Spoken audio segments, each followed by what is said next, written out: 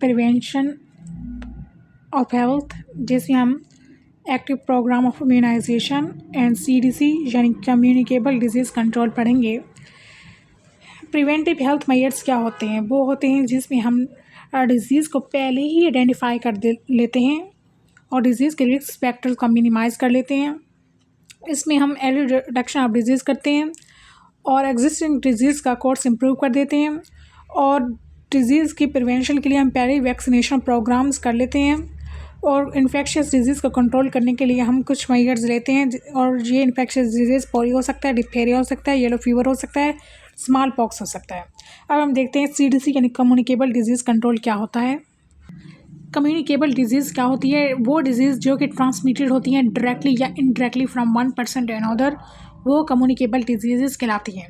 ये डिजीज़ हम प्रिवेंट कर सकते हैं अगर हम हाइजीन प्रैक्टिस करें और इम्प्रूव करें the living standards of general public. इसके लिए एक फार्मासिस्ट एक बेटर पोजीशन पर होता है कि वो पीपल को एजुकेट करे about communicable disease, their causes and how these disease separate their prevention and control. कुछ कम्युनिकेबल डिजीज़ जो पाकिस्तान में हैं वो हैं चिकन पॉक्स, वो इन्फ्लुएंजा, ट्यूबरक्लोसिस, हेपेटाइटिस, मीजल और एड्स। कम्युनिकेबल डिजीज़ जो हैं वो पाकिस्तान में एक मेजर हेल्थ कंसर्न है और Pakistan at high risk of epidemics पर है because of over crowded cities, unsafe drinking water, inadequate sanitation, poor socio-economic condition, low health awareness and inadequate vaccination coverage।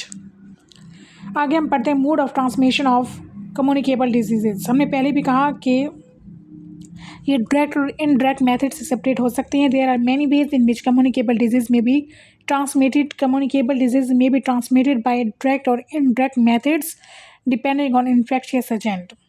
Direct contact establish होता है through touching, kissing, speaking and handshakes और infection indirectly भी फैल सकती है, transmit हो सकती है थ्रू व्हीकल्स, फूड, फ्लूइड्स और any other thing that an infected person use.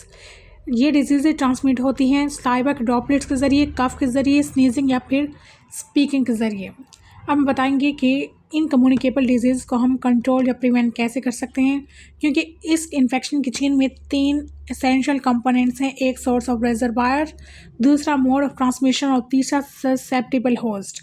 And disease control involves all the measures design to prevent और reduce the incidence of disease. सबसे पहले है कि अगर हम रिजर्वायर को ही कंट्रोल कर लें यानी सोरस को ही कंट्रोल करें, जो simplest method of controlling a disease है वो है एलिमिनेशन ऑफ रिजर्वायर और सोरस बाय डायग्नोजिंग, आइसोलेशन और limitation of movement of infected person. Next है interruption of transmission. In this method we break the chain of transmission to control the disease. Next है susceptible host. इस method में जो susceptible host होता है जो जिसकी इम्यूनिटी कम होती है जो हाई रिस्क पर होता है उसको हम प्रोटेक्ट कर सकते हैं बाय इम्यूनाइजेशन और बाय केमोप्रोफाइलैक्सिस। नेक्स्ट है एक्सटेंडेड प्रोग्राम ऑन इम्यूनाइजेशन, जिसको EPI भी कहते हैं।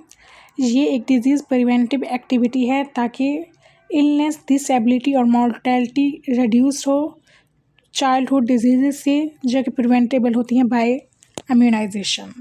प्रिवेंशन ऑफ डिजीज़ एक नीड ऑफ डे है क्योंकि डिजीज़ को ट्रीट करने की कॉस्ट बहुत ज़्यादा होती है, इसलिए हमारा फोकस रहता है कि हम डिजीज़ को प्रिवेंट कर लें क्योंकि परहेज़ इलाज से बेहतर होता है। Immunisation is among the most successful components और प्रिवेंटिव मेडिसिन।